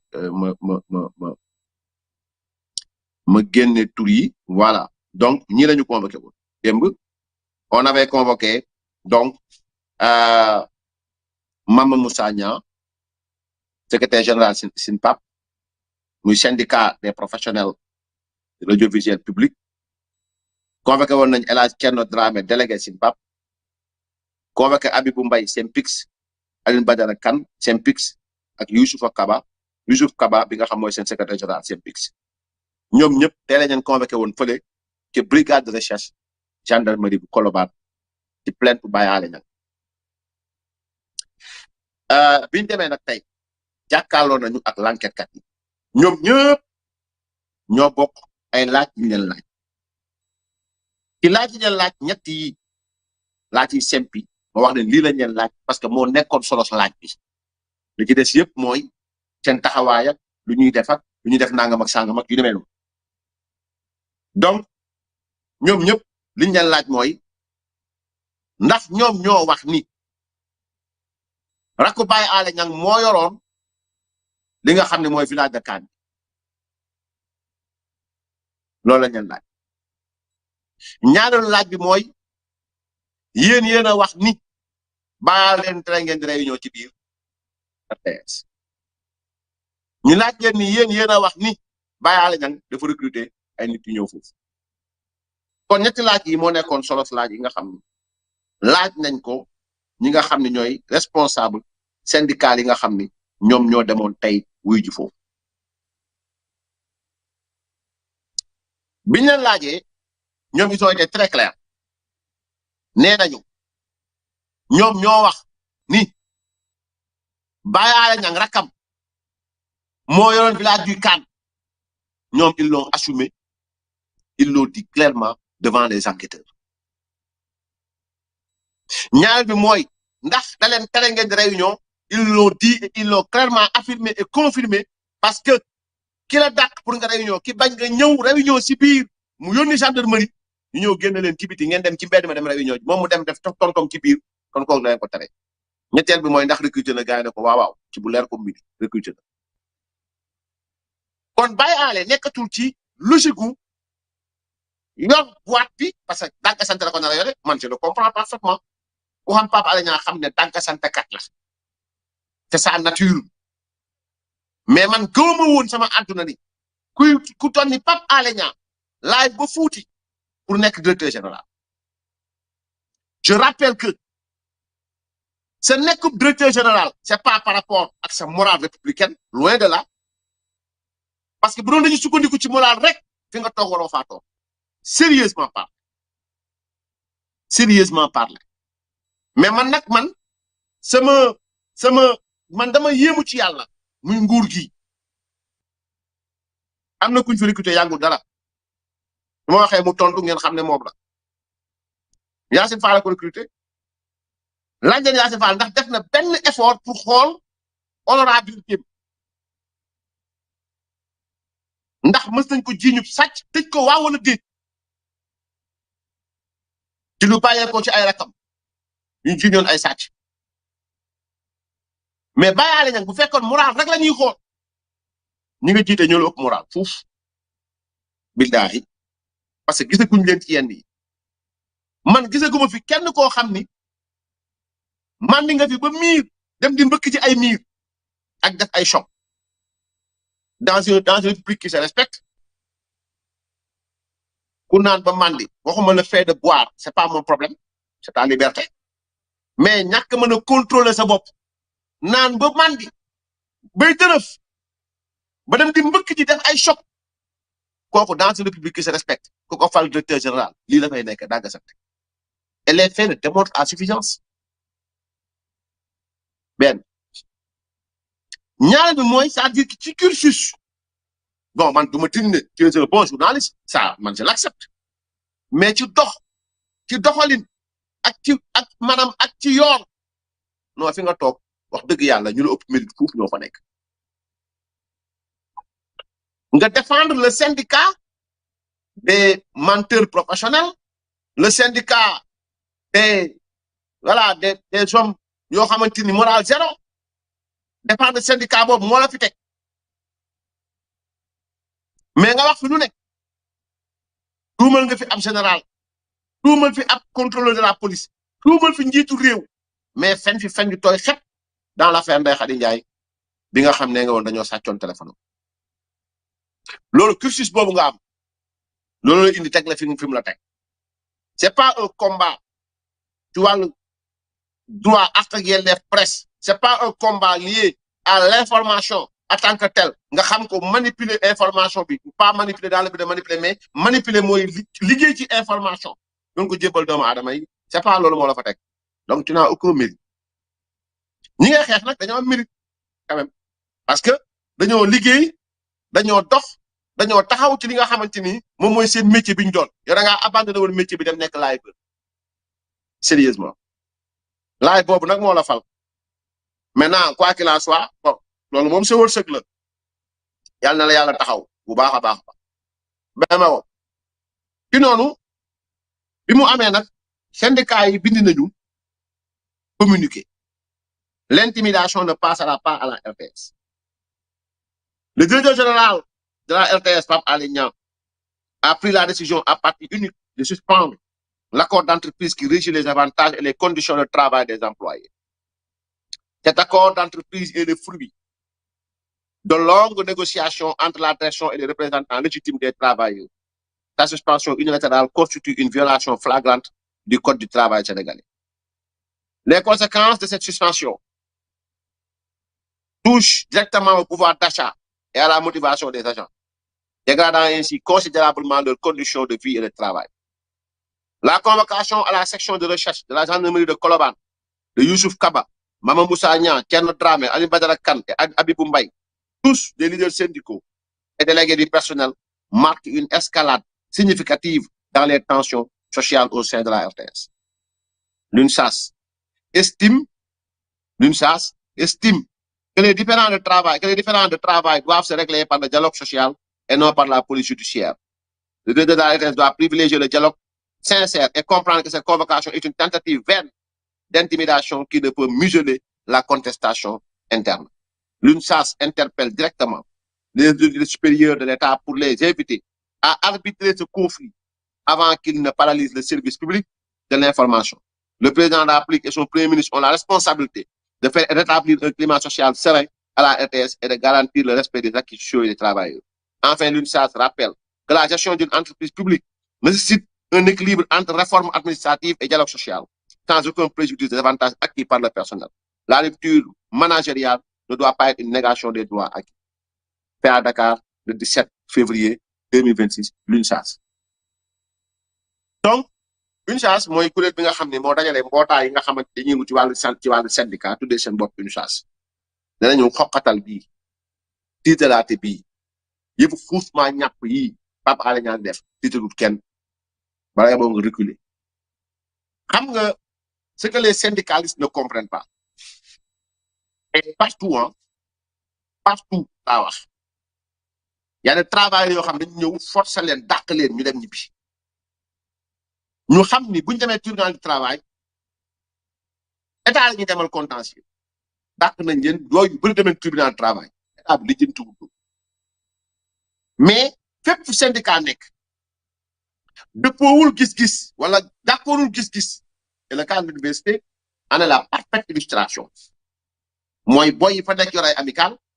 dinaa ci ñëw léegi ci moom laay mujjee mooy solos direct bi maintenant ña nekk RTS dañoo amoon ay yëgoo yoo xam dañ ko yëgoo woon ak nguur gi mu nekk ay jëf yoo xam ne nguur gi jëfoon na ko ñu war koo appliquer bàyyaale nag ñëw moom jël ci dogalu boppam unilatéralement sans mu waxtaan ak syndicat danga koy dindi mais dindi bi yëpp moom wàññiwul salaire moom wàññiwul carburant wàññiwul dara mais li travailleur yi yor moom la teg bëtëm ci wàllu pañe ci wàllu ku xool waa été lañ doon lekk sax ci kan bi nga xam ni bàyyaale ñang ku yabaasa mais loolu yëpp demul syndicat yi taxaw di kaas seen ak yelleef nga indi gendarmerie ñu génn leen ci biti comme kuy ñoddi ay bëy sànni ci biti ñooñu dem ci mbedd mi def seen conférence de presse wala seen point de presse nga dugg ci biir locaux RTS yi ñu ne déedéet waaye xeex bi metti nga ne da ngay jéem a nandite dem yéeg ci kaw naan da ngay def ay xawma lan ci affaire tour bi nga xam mooy tour RTS bëgg nax askan bi loolu jàllul nga jékki-jékki dem plainte nit yi pour nit ñi dem ñu harceler leen wala ñu jëm leen intimider non c'est mal comprendre parce que du ñëpp a ragal du ñëpp ay dellu ginnaaw du ñëpp ay xoxati dem nañu nag laaj nañu leen tontu nañu ñibbi nañ seen kër yi bien qu'on leur a dit rester à l'écoute mais laaj nañ leen tontu nañ leen ci ay vidéo yoo xam ne baaxale nag moo ko fa yóbbu uniquement dans le seul but d'intimider ses responsables ses délégués syndicaux ak ñi nga xamante ni ñoom ñoo jiite ñoom ñooy taxaw ci àq ak yelleefu waa RTS lii gàcce la ci réew mi lii gàcce la mais nag ça doit interpeller les uns et les autres mooy kenn ku nekk booy xeex sa xeex léeg-léeg sóoraaleel xam leen ñi ngeen di xeexal et ça les Sénégalais commencent à le comprendre xool leen ñi ngeen di xeexal voilà donc loolu moo jëm ci wàllu waa RTS yi bi muy mujj nag mooy Ali Kalaj gi mooy mbirum étudiants yi et ce sera l'objet de ce sera l'idée générale de notre texte d'aujourd'hui démb dañoo déglu Ibrahima Ndoye man nag j'ai été clair très clair ci les 3 étapes bu ngeen seetloo nguur gi avant Ibrahima Ndoye nguur gi sax ñu woon dem kër Ablaye Ba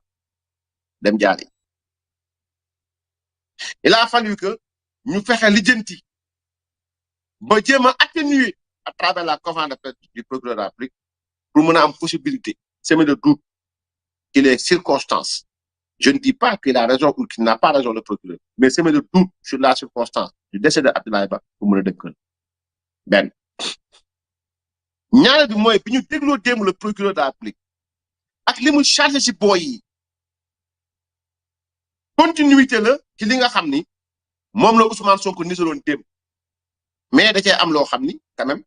monsieur le procureur de la République on ne comprend pas dañuy dem ñu déglu avocat bi ci chef d'accusation yi Ibrahima Ndoye yëkkati teg ko ci ndoddu étudiants yi kuñ ko teg sa ndodd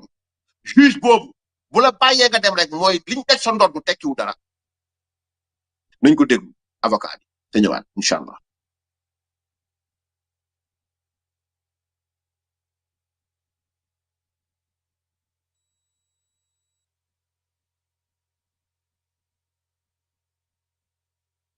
yéen naa la ko bu yàgg ah kon ci man la de maa la ko yónneewul de man la daal ngeen baal ma man mii la donc dama bëgg ngeen déglu chef d'accusation yi nga xam ni moom la Ibrahima Ndoye yëkkati teg ko ci ndodd étudiants yi parce que dafa am lu tax ma bëgg ngeen bàyyi xel ci chef d'accusation yi dama leen ko wax barki démb avant muy conférence de presse laa leen wax li ñu naan je pense bien que dana yenn lool avant ñuy conférence de presse laa waxoon li ñu nar laa maanaam li Ibrahima Ndoye naroon wax naa leen ko te dinaa ñëw ci lan moo tax ma wax ko saa da may tegal li nga xam ni moom la avocat bi ba mu génnee tribunal li mu wax muy chef d'accusation yi mu bëgg a teg ci kaw gars yi voilà.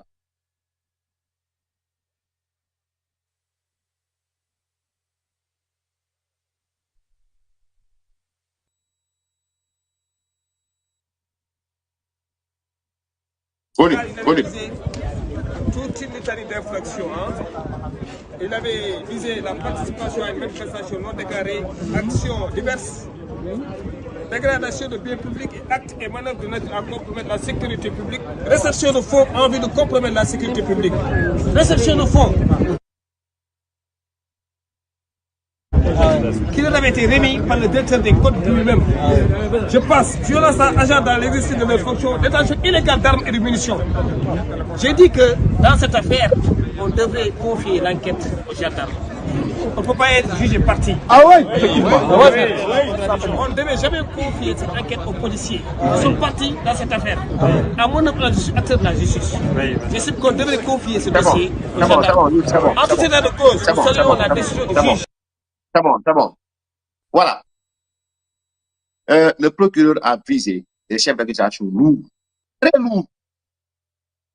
Mais il y a une participation à une manifestation non autorisée. Je ne sais pas là où Ibrahima Ndoye est parti chercher ces chefs d'accusation. Étudiants, c'est une bire nègre là tout le monde l'a vu. Étudiants yi génn ñu ci mbedd bi manifester saa yu doon manifester dañ doon génn taal mbedd bi le 9 février aucun étudiant n'est sorti de l'enceinte de l'université Cheikh Anta Diop amul au contraire Ousmane Sonko a sonné la charge à Guinguinéo après s'être entretenu à huis clos à l'école nationale de la police avec les chefs de la police. Il a sonné la charge à Guinguinéo. Ginnaaw bi nga xam ne Ousmane Sonko moom ci boppam nee na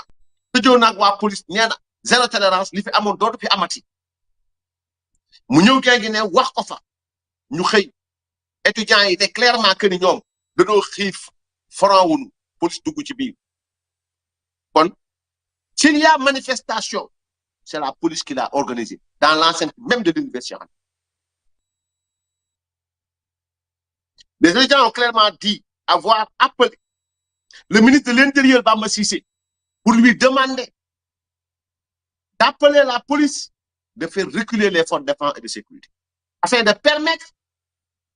à ceux-là qui étaient chargés, d'évacuer les blessés, de pouvoir faire leur travail. À défaut de faire reculer la police, les forces de défense et de sécurité, ils ont été dans les chambres, dans les locaux même des étudiants. Ils ont chargé. On a vu des vidéos. Yo xamni tous les étudiants sen bir neeg lañ leen fekk. Est-ce qu'on a vu ko fekk ci bir neegam acculé ko mous sax boko fekké ba ci bir neegam mous boko dakké ba moussa simi bi da lay sox. Donc participation à une manifestation non autorisée, il s'agit de quelle manifestation? Les étudiants n'ont pas organisé de manifestation, on les a trouvés chez eux, on les a chargés jusque dans leur chambre. C'est une évidence, monsieur le procureur de la République. Donc, ils n'ont pas participé à une manifestation non autorisée. Non, Bamba Cissé a organisé une manifestation via sa police. Il a donné l'ordre de charger tout ce qui est policiers, ils ont fitou, daanal ay moto, policiers, ils ont fitou, door ay étudiants, policiers, ils ont fitou, dag ay ligne xalé jigen tak seen yéré buñ amé fitu charger lacrymogène tout ko ci biir fenêtre c'est parce qu'ils ont reçu des ordres clairs matélé. C'était une séance de brimade du leneen. Donc monsieur le procureur ñepp xam nañ né étudiants yi bu ñuy génn di manifester li nga wax né mom ngay topé ñetti xalé yi ne dañoo bokk ci manifestation boo xam ne kenn mayewul pour ñu bokk ko non étudiants yi le 9 organisé manifestation ils ont été très clairs dañoo xiif ñii génn ci mbedd mi di yalwaan ñii di toggal seen bopp lu ñu lekk ñii dem ñibbi seen kër yi bu wuti lu ñu lekk ngeen tëj restaurant yi kon y a pas eu de manifestation ndax ba police di dugg si biir université bi ndax dafa am ay xeer yu ñu sànni ndax bi police dugg si biir université bi ndax étudiants yi dañoo dajaloo ndax bu muy dugg si biir université bi ndax étudiants yi dañoo song benn restaurant non non oh que non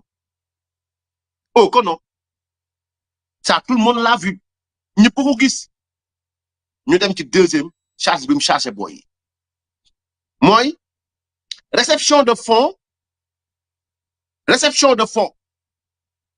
maanaam mooy jiñ ñi étudiants yi dañoo jot alal jublu ci lan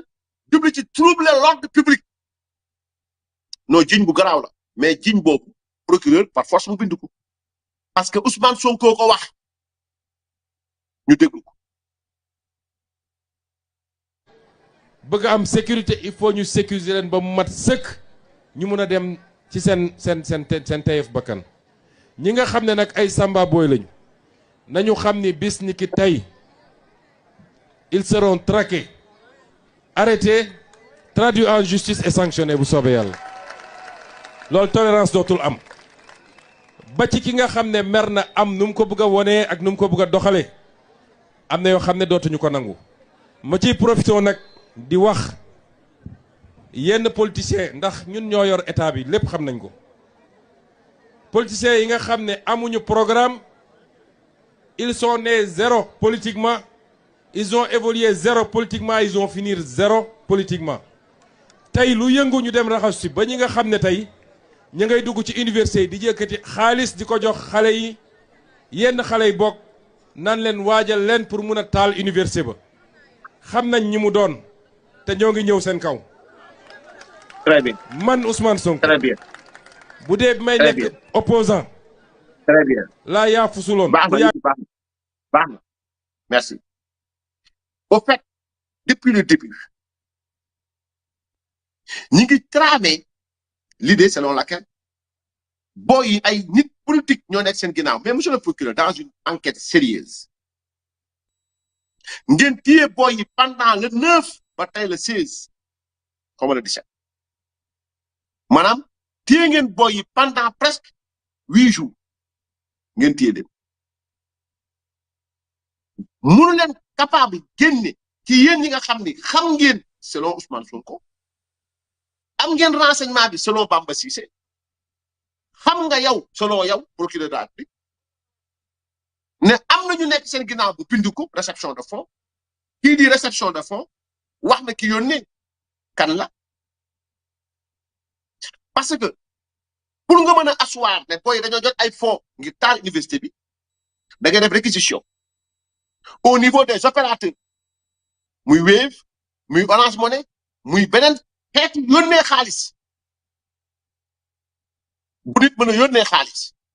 nga xam ne ci diw mi la jóge jëm ci benn ci boy yi nga jàpp téye leen pendant presque plus d'une semaine boo établir loolu ba pare nga laaj leen alal pour lan la woon buñ la mën ta jox tontu bu leer dans ce cas nga dugal de chef d'accusation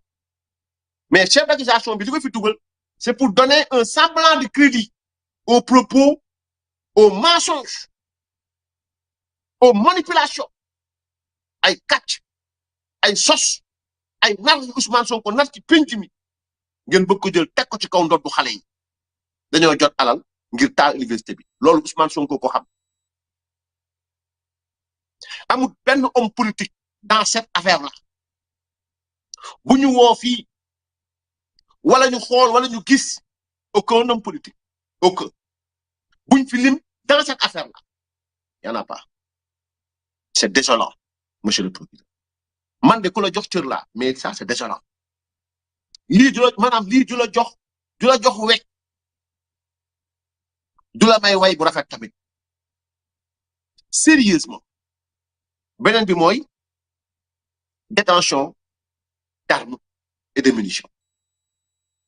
dans une enquête sérieuse laa wax ñetti ci boy yi ngeen jàpp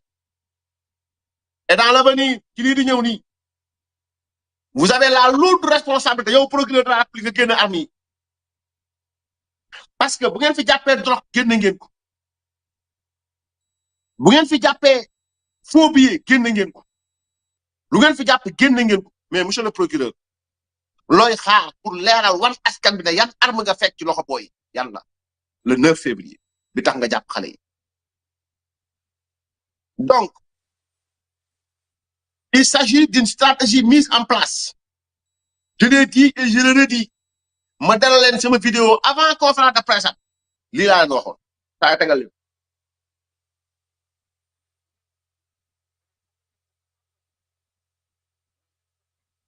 première jéem a noyer l'affaire def ko une autre affaire or l'affaire jéem a noyer l'affaire def ko une autre affaire or l'affaire di nga xam moom moo am importance mu le rappel des bourses ak di nga xam mooy ay xale yu xiif benn ñaareel bi mooy faire porter le chapeau étudiants yi écarter leen exécutif bi ñëw teg ñi ko neex ñu yóbbu leen mandat de dépôt wala ñu yóbbu leen li nga xamante moom mooy contrôle judiciaire troisièmement aussi mooy ñëw bëgg gëmloo nit ñi ne booy bi faatuwul di ko ay dóor daanu chuté mais même bu fekkee écarter nañu booy bi yàlla na yàlla yërëm ko xale ko aljanna merci cela ko merci c'est-à-dire laata ngay ñëw di wax on savait comment ça va se passer on le savait et booy yi nga xam ne man jot naa xam ci étudiants yi wax naa leen lii moo nar a xew bu ngeen jëlul seen matukaay ils vont porter l'affaire c'est pas dans le but yóbbu leen sax kaso peut-être ñenn ñi maanaam mën nañ leen yóbbu contrôle judiciaire mais l'important d'abord mooy fexe ba seen combat boobu ngeen di combat muy rappel seen bourse ñu créer une autre affaire teg ko ci wet bi benn ñaareel mooy loolu duñ ko mën feeg yéen a ngi nekk président d'amicale loolu du mën a sotti parce que da ngeen di bañ ils vont vous mettre des choses sur le dos dindi seeni amicale teg fa leen neex def leen saf ñaar ñetteel bi ils vont semer le doute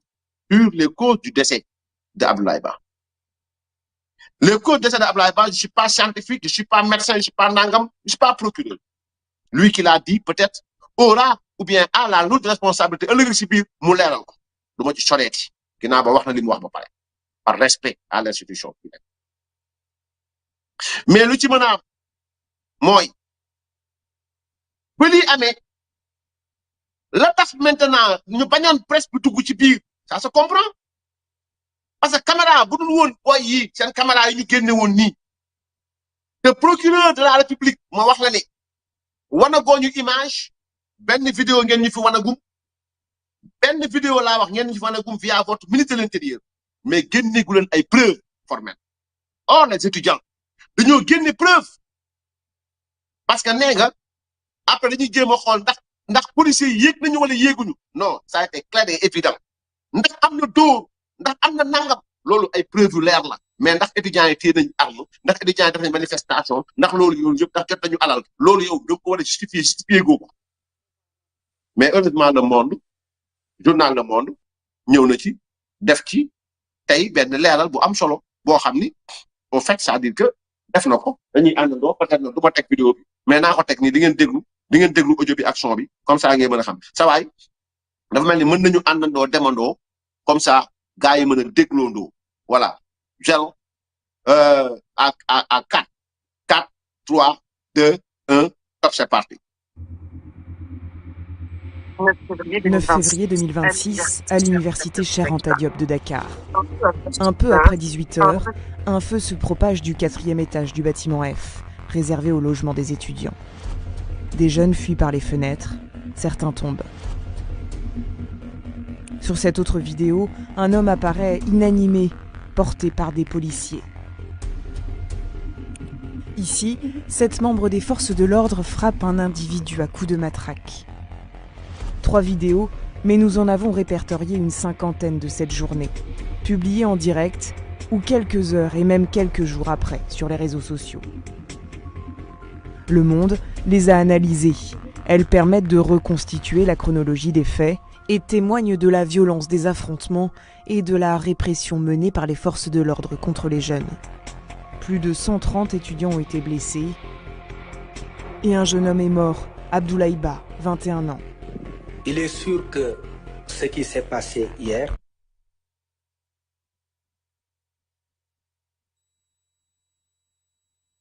ou quelques heures et même quelques jours après sur les réseaux sociaux. Le Monde les a analysées. Elles permettent de reconstituer la chronologie des faits et témoignent de la violence des affrontements et de la répression menée par les forces de l'ordre contre les jeunes. Plus de 130 étudiants ont été blessés et un jeune homme est mort, Abdoulaye Ba, 21 ans. Il est sûr que ce qui s'est passé hier constitue une tragédie.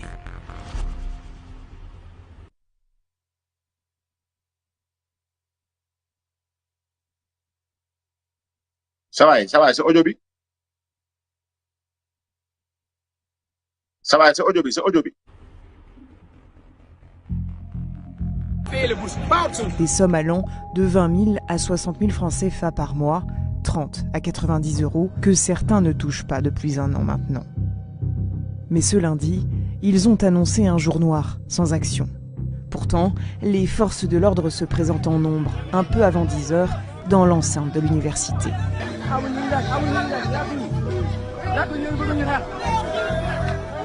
Elles s'avancent vers la zone où se trouvent les logements des étudiants. Des premiers affrontements sont observés dès la fin de matinée et ont lieu toute la journée jusqu'à 19 h. Ici, les policiers dégradent les motos des étudiants. Sur ces images, les forces de l'ordre sont munies de lance-grenades. D'autres tirent des gaz lacrymogènes vers les pavillons. Les étudiants ripostent avec des pierres. Certains lancent des cocktails Molotov. Sur plusieurs vidéos, on observe le même petit groupe de jeunes sur le toit du bâtiment A. Ils manient ce qui semble être des grenades utilisées pour le maintien de l'ordre. L'une d'elles explose et blesse à la main l'un d'entre eux. Cette vidéo a circulé sur les réseaux sociaux le soir du 9 février. Nous avons pu identifier qu'il s'agit de la main du même jeune. L'explosion lui aura coûté 2 doigts. Jusqu'à la fin de l'après-midi, des violences sont commises de part et d'autre. Puis la tension s'intensifie. La police procède à des arrestations violentes. Sur ces images, on en voit 31, rien que dans le pavillon B. Au total, une centaine de jeunes sont arrêtés le lundi 9 février. Ici, un jeune vient d'être arrêté. Il est menotté et semble calme. Pourtant, lorsqu'il croise son chemin, un policier lui lance du gaz lacrymogène en plein visage. Plusieurs témoins ont confié au Monde que les forces de l'ordre s'en étaient pris à des étudiants cloîtrés dans leur chambre, nullement agressifs. En fin d'après-midi, les forces de l'ordre décident de s'introduire dans les résidences étudiantes. On les voit casser les fenêtres du rez-de-chaussée de cet édifice et monter dans les bâtiments. Cette scène a lieu à un des étages du bâtiment B. Les forces de l'ordre enfoncent les portes pour s'introduire dans les chambres. Un agent assène un violent coup à la tête à un jeune à terre. Des images filmées le lendemain montrent des serrures forcées et des traces de sang sur le sol. Des jeunes tentent de bloquer la porte avec les bureaux. Au 4e étage du bâtiment F, la police tire des gaz lacrymogènes dans les couloirs. Selon un témoin, c'est ce qui déclenche le feu qu'on observe à la chambre 85. Pour fuir la police, certains étudiants sautent par les fenêtres. Le Monde a rencontré 2 d'entre eux à l'hôpital central de Dakar. Comprenant que la police ratissait les chambres, le premier, un étudiant en lettres, ne voit pas d'autre issue que de sauter par la fenêtre. Un autre étudiant s'est broyé les mains en tombant. Dans le même édifice, l'horreur monte d'un cran. Abdoulaye Ba, 21 ans, étudiant en 2e année de médecine, est dans la chambre attenante à celle qui a pris feu. Aucun étudiant n'a pu témoigner de la scène, mais selon des sources médicales ayant réalisé l'autopsie, Abdoulaye est décédé d'une mort violente. Il a été roué de coups. Le rapport d'autopsie indique pas moins de 16 lésions sévères sur tout son corps. Selon le frère d'Abdoulaye Ba, l'étudiant brillant fuyait les grèves et les manifestations. Ce 9 février, 135 étudiants ont été blessés. Parmi eux, 2 ont perdu un œil. Lors de la conférence de presse du 10 février, les autorités ont annoncé l'ouverture d'une enquête. Le ministre de l'Intérieur a expliqué que les forces de l'ordre s'étaient rendues sur le campus pour protéger les biens publics. Nous avons reçu des renseignements montrant que certaines personnes allaient s'en prendre aux infrastructures du campus. Face à la presse, le ministre de l'Intérieur a présenté la vidéo d'un jeune s'apprêtant à jeter un cocktail Molotov sur la police. Une vidéo antérieure au 9 février. Aujourd'hui, des grillages ferment ces espaces, comme on le constate sur ces images filmées le 10 février. Après ce lundi noir, marqué par la mort d'un étudiant, une partie de la jeunesse, celle qui avait massivement porté le parti de Bassirou Diomaye Faye et d'Ousmane Sonko au pouvoir, dit se sentir trahi. On se souvient, il y a quelques années, quand Ousmane Sonko voulait rejoindre le tribunal, il faisait tout pour passer ici, devant le... lii gàcce la bu demee ay le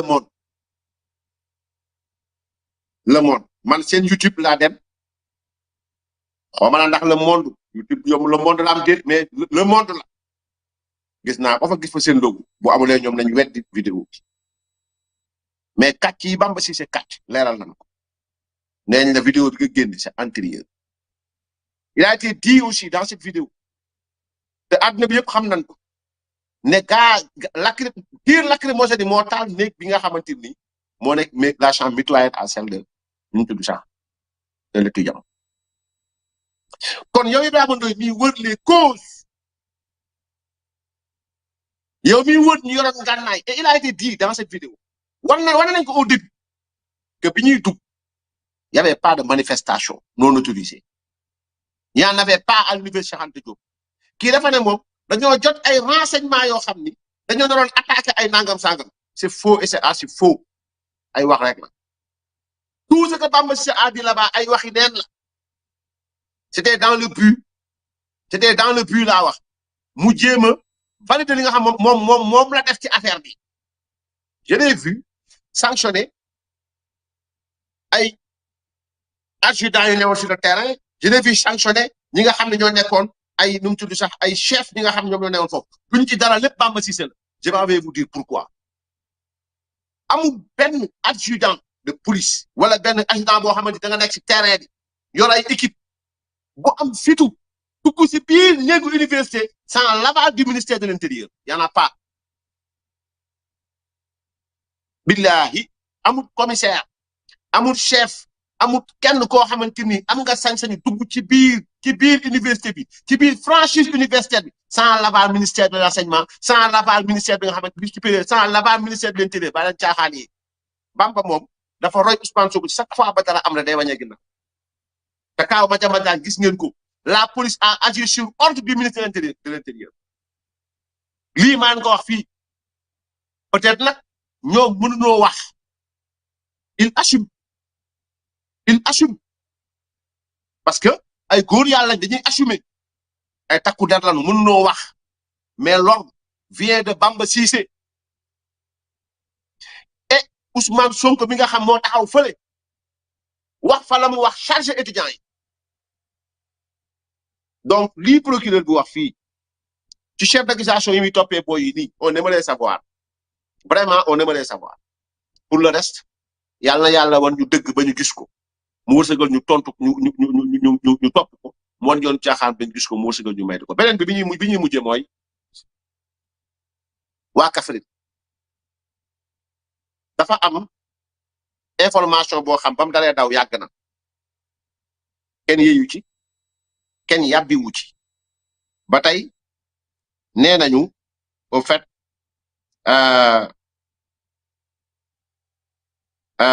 comment dirais-je nee nañu ni nga waxatee sax ndaw si nga xam ni deuxième adjoint au maire la woon nekk fee ca Kaffrine ñu ko wee Astuba ci di Seneweb bind xam nga li taxoon ma xaar dama doon xaar benn presse génn ko bind ko pour ñu bañ a wax ne ñun ñoo ko wax ñun ñoo ko waxal suñu bopp L'adjointe au maire de Kaffrine, Astouba, est décédée. Elle avait été grièvement blessée à la tête lors d'une cérémonie officielle de remise des clés de salles de classe réhabilitées dans les écoles 3 et 4 de la commune. ndaw si ngeen di gis jume ko moo nekk ñaareel ki toftalu tegu ci meeru Kaffrine muy Abdoulaye Seydou Sow ñu ne da doon ñëw di joxe ay caabi saa génnal kii bi nit ñi gis ko xam ko da doon ñëw di joxe ay caabi ay salle de classe yoo xam ni dañ koo defaroon ba pare bi mu ñëwee ñu agressé xaañ ko brique jabar tegal ma lii si digg bi nit ñi gis ko ñu xaañ ko brique ci bopp depuis lors ba léegi mi ngi nekk dans le coma yéeguma enquête buñ ci def yéeguma arrestation buñ ci def yéeguma identifié wuñ kenn man nag waxuma diw fii la bokk wala diw fee la bokk ñooguma ci loolu lu may gëstu la ba mu leer mais nit ku ñu dóor xeet ci bopp coup et blessure de volontaire ayant entraîné mort